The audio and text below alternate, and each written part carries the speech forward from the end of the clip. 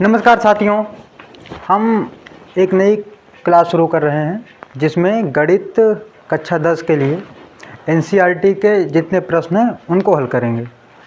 क्योंकि एनसीईआरटी से ही बोर्ड के पेपर बनते हैं और इनसे अधिकांश प्रश्न बोर्ड में आते हैं। हम ये सारे प्रश्न 2-3-4 बार हल किए रहेंगे, तो हमें इसका लाभ बोर्ड में परीक्षा में बहुत आसानी से मिलेगा। देखिए, अभ्यास 1.1 पहला अभ्यास है और पहले अभ्यास का ये पहला प्रश्न है। निम्न संख्याओं के अभाज्य गुणनखंडों के गुणनफल के रूप में व्यक्त कीजिए। हमारे पास 5 संख्याएं दी हुई हैं पहले प्रश्न में। हमें इन 5 संख्याओं का गुणनखंड निकालना है और जो इनके गुणनखंड होंगे उनको गुणनफल के रूप में लिख देना है। साधारण सी बात है। देखिए क्या करते हैं। पहली संख्या 140 है। 140 में देखो इकाई का अंक क्या है, 0 है। इकाई का अंक 0 है तो संख्या 2 से विभाजित हो जाएगी। शुरू करते हैं विभाजन। संख्या को 2 से विभाजित करते हैं। 2 से भाग करेंगे संख्या को। हमें पता है 2 सत्ते 14 और 2 का 0 हो जाएगा तो 70। 70 का 2 से गुणा करेंगे फिर 140 हो जाएगा, यानी कि संख्या 2 से विभाजित हो गई। दोबारा के लिए फिर 2 से करते हैं, क्योंकि अभी 0 है। 2 तियाँ 6, एक इधर से शेषफल आएगा, एक आगे जाके जुड़ेगा। ना समझ में से भाग करके देख लेना है। जैसे देखो 2 से 70 को भाग कर दें तो 2 तियाँ 6, 1 और 0, 2 पंचे 10, ये 35 आ गया। अब 35 में देखो इकाई का अंक 5 हो गया। अब यह संख्या 2 से नहीं कटने वाली है। अब हम काटेंगे किससे? 5 से।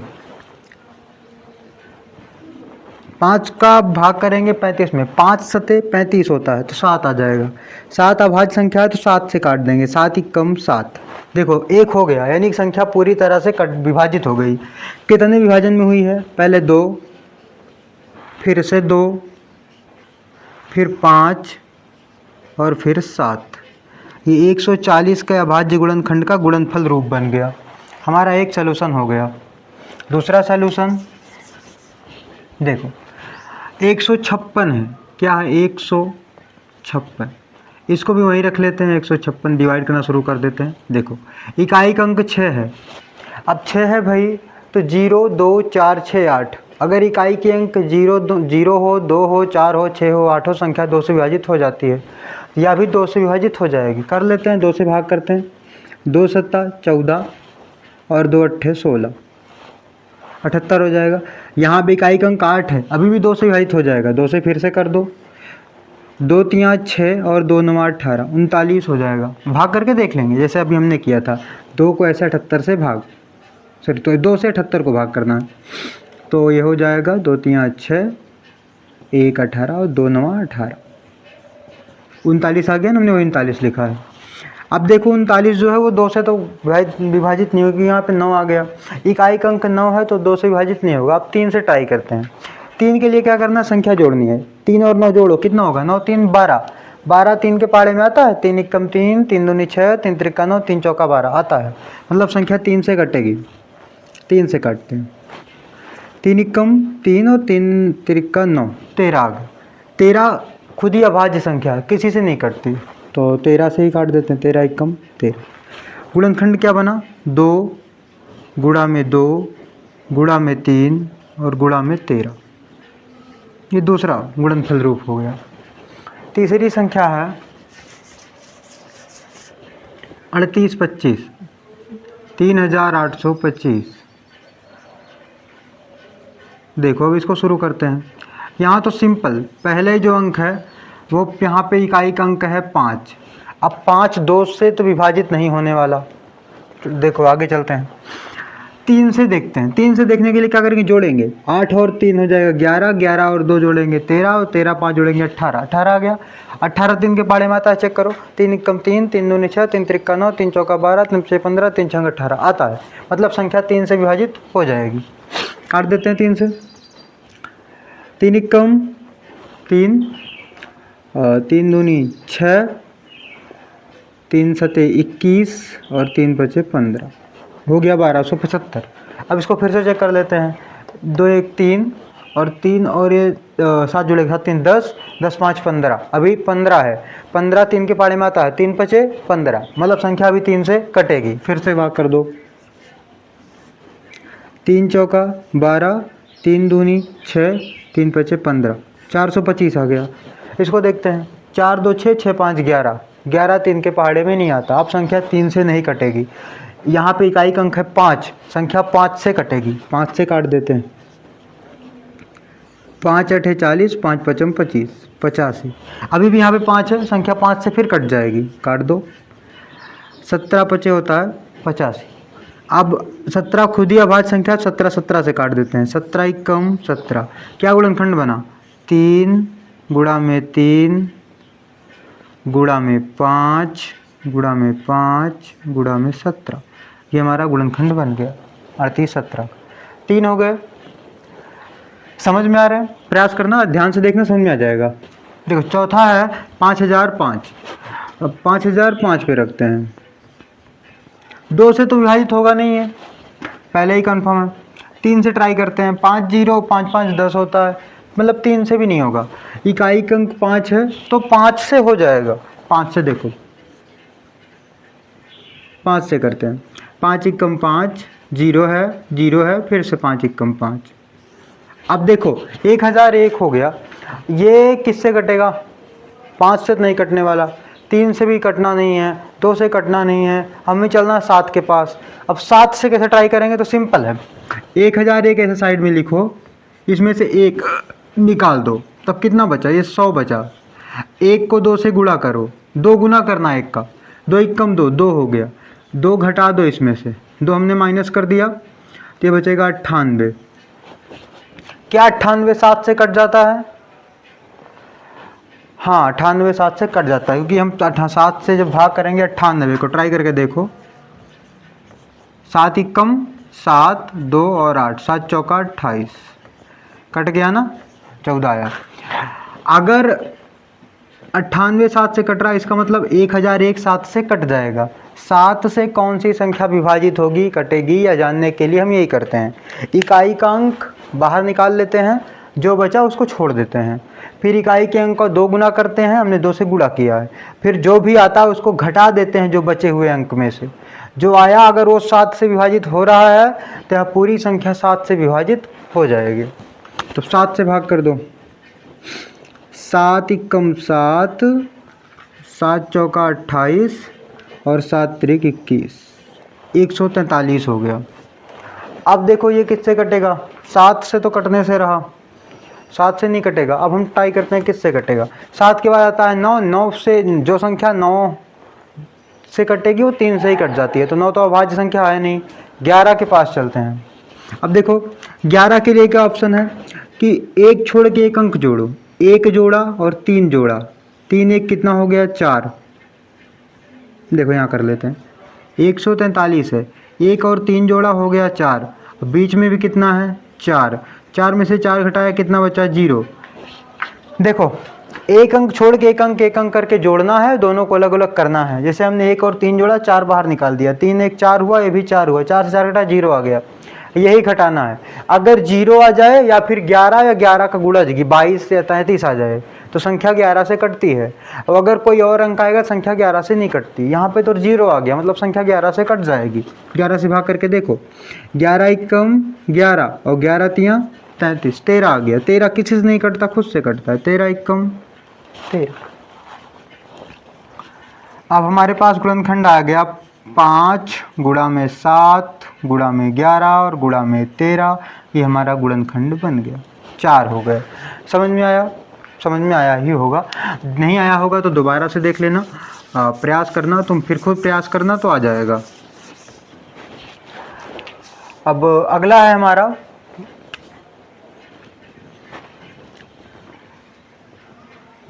7429। 7429 को भाई देखें, बाहर हो जाएगा आपकी स्क्रीन से, एक मिटा देते हैं तो करते हैं। ओके, हम अब करते हैं 7429। अब देखो भाई ये किससे कटेगा? संख्या तो बहुत बड़ी लग रही है, 2 से नहीं कटेगा, 3 से चेक करते हैं। 7 4 11, 11 2 13 और 13 9 22, 22 आया, यानी कि 3 से भी नहीं कटेगा। अब देखो 7 5 से तो कटना नहीं, क्योंकि 5 से कटने के लिए यहाँ पे 5 होना चाहिए, नहीं है, नहीं कटेगा। 7 से ट्राई करते हैं। 7 के लिए 9 बाहर निकाला, देखो 7 4 2 9, 9 बाहर निकाला, ये बचा 7 4 2। 9 का 2 गुना करेंगे तो 18 हो जाएगा। इसमें से 18 घटा दिया तो ये बचेगा 4 और ये 2 7, 724। अब 724 7 से कटेगा, ये चेक करने के लिए फिर क्या करते हैं ना, इसमें से 4 निकाल देते हैं, तो ये बचेगा 72। 4 का 2 गुना करते हैं, 4 दूनी 8, 8 घटा देते हैं, ये बचा 64। अब जो ये 64 है, यह भी 7 से तो नहीं कटेगा, मतलब संख्या 7 से विभाजित नहीं होगी। अब देखो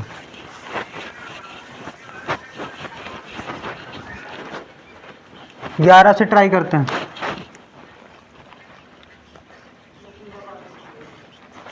7 है, फिर 2 है, 7 2 9, 4 और 9 जोड़ेंगे तो हो जाएगा 13। अब 13 और 9 का अंतर निकालेंगे तो कितना आएगा, 4 आएगा। चूँकि ना तो 0 आया और ना ही 11 आया, तो संख्या अब 11 से भी नहीं विभाजित होगी, तो 13 से ट्राई करते हैं। अब 13 के लिए ना विशेष रूल तो छोटे छोटे अंकों के लिए होते हैं। 13 के लिए हम आसानी से चेक कर लेते हैं भाग करके। 13 से भाग करके देखो,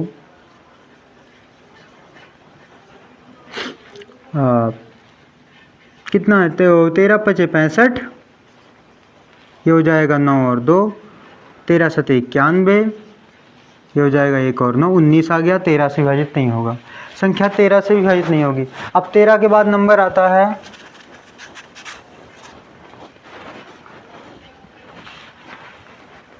15 का, 15 अभाज्य संख्या नहीं है, 17 का नंबर आता है। 17 से देख लेते हैं ट्राई करके।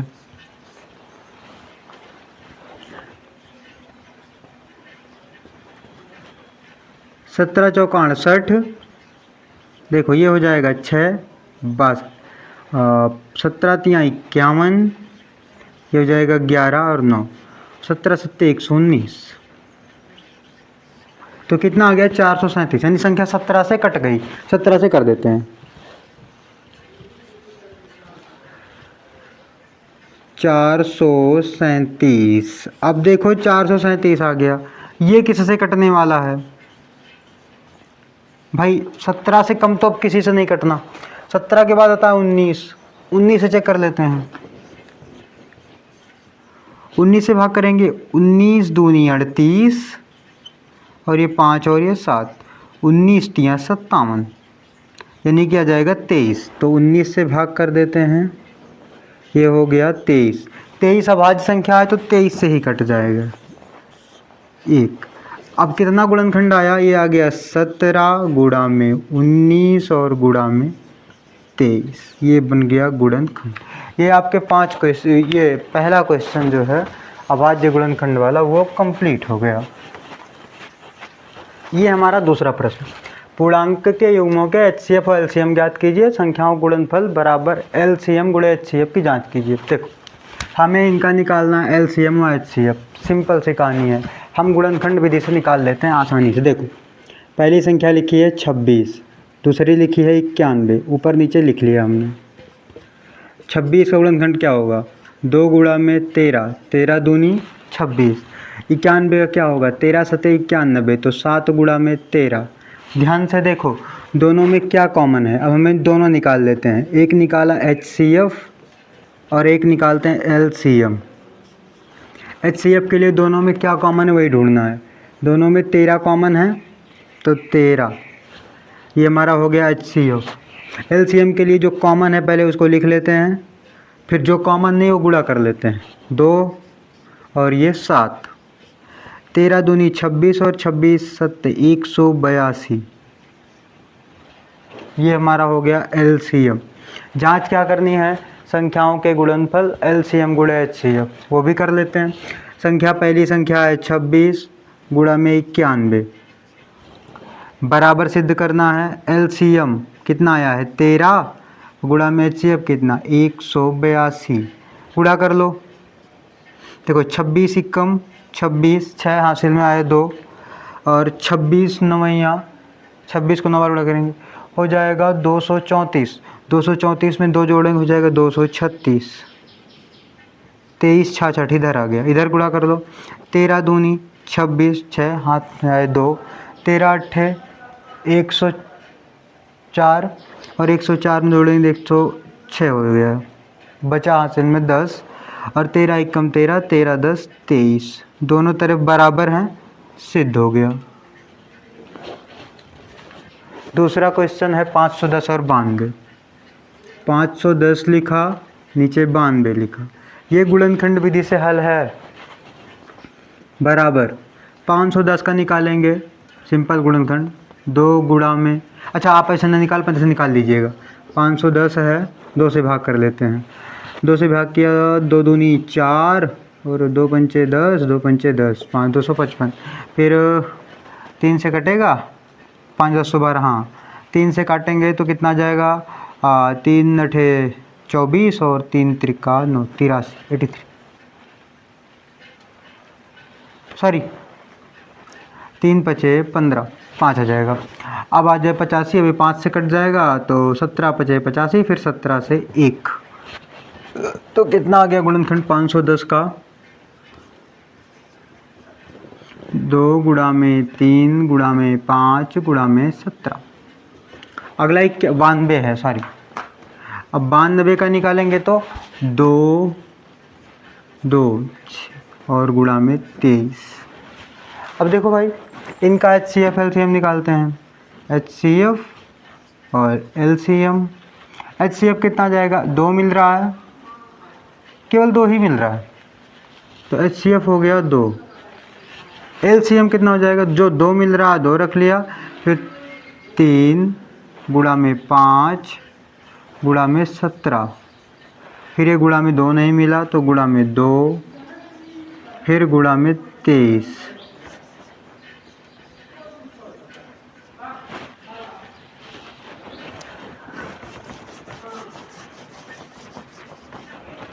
गुणा कर लेते हैं, 2 3 6, 6 पंचे 30, तो 30 गुणे 17 510, 510 दूनी 1020 और 1020 गुणा में 23 कर लेना है। 23 0, 23 दूनी 46 4 और ये हो जाएगा 23 एकम 23, तो ये आ गया, ये हमारा LCM, ये हमारा HCF, ये हमारा LCM। अब हमें क्या करना है, संख्याओं का गुणनफल बराबर LCM गुणे HCF। संख्याएं क्या हैं 510 हैं गुणा में 92 बराबर संख्या LCM 23,460 गुणा में 2, कर लो 0 हो जाएगा। 51 दूनी 102, हासिल में 10 बचेगा, 51 का गुणा 9 से करेंगे तो ये हो जाएगा 9 एकम 9 और 9 पचे 45,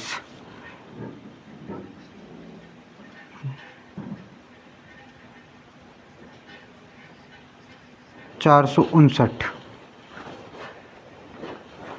एक हासिल था तो 469 हो जाएगा, 10 जुड़ेगा तो, और बराबर आगे बनेगा 0 2 9 हो गया, दोनों तरफ बराबर है, सिद्ध हो गया, काम खत्म। अगला है 336 और 54, 2 क्वेश्चन हो गए पहले और दूसरे इसमें से। तीसरा कर लेते हैं, एक हम मिटाते हैं, आप इसे देख लीजिए, नोट कर लीजिए। तीसरा है 336 और ये 54, लिख लेते हैं 336 54। देखो भाई कैसे कटेगा, 336 काट के देखते हैं, 2 ये हो जाएगा 168, 2 वैसे ही गुणनखंड निकाल लेना, आसान रहे, तो हो जाएगा ये 84, फिर से 2 काटेंगे तो 42, फिर से 2 काटेंगे तो ये हो जाएगा 21, फिर 3 फिर 7, 2 दूनी 4, दूनी 8, 16, 16 3 48 और 48 गुणा में 7 336। आगे 54 पे आ जाएंगे। 2 फिर 3 फिर 3 फिर 3। अब HCF निकालना है और LCM निकालना है। HCF में देखो 2 मिलेगा और ये 3 मिलेगा, तो 2 गुणा में 3 कितना आ जाएगा 6। ये हमारा हो गया HCF। अब LCM निकालना है। देखो 2 मिला है, फिर ये 3 मिला है, फिर क्या नहीं मिला है 2 2 और 2, ये तीनों, फिर ये 7, नीचे ये 3 और ये 3, 2 3 6, 6 दूनी 12, 12 दूनी 24, 24 दूनी 48, 48 सत्ते 336, 336 गुणा में 3, तो कितना हो जाएगा, ये हो जाएगा 1008। और 1008 गुणा में 3 करेंगे तो निकाल देते हैं 1008 गुणा में 3, 3 अट्ठे 24, ये हो जाएगा 3024। ये हमारा हो गया LCM। अब क्या चेक करना है, संख्याओं का गुणनफल और LCM गुणा HCF कर लो। 336 गुणा में 54 बराबर में 6 गुणा में 324। करके देख लेते हैं भाई कितना आ जाएगा। सिंपल गुणा कर लेते हैं। 336 का गुणा करेंगे 54 से अगर, तो 4 छंग 24, 4 तियाँ 12 और 4 तियाँ 12, 5 छंग 30, 5 तियाँ 15 और 5 तियाँ 15, 4 4 1 8 1, ये हो गया 18,144। आगे गुणा कर लो इसका। 3024 गुणा में 6, 6 चौका 24, 6 दूनी 12, 2 14, 1 6 तिरिक 18, 18,144। देखो ध्यान से, दोनों तरफ बराबर है, मतलब हमारा उत्तर सही है। हमने सत्यता की जांच भी कर ली है। तो पहला और दूसरा क्वेश्चन, अभ्यास 1.1 का पहला और दूसरा क्वेश्चन, ये NCERT का जो है वो हल हो गया है। हम धीरे धीरे सारे क्वेश्चन हल करेंगे। अब आज पहली क्लास है, बहुत लंबी नहीं खींचते, प्रयास करेंगे कि हम एक दिन में 10-15 सवाल करें और जो कम क्लासों में पूरा सारे सॉल्यूशन हल करेंगे। धन्यवाद।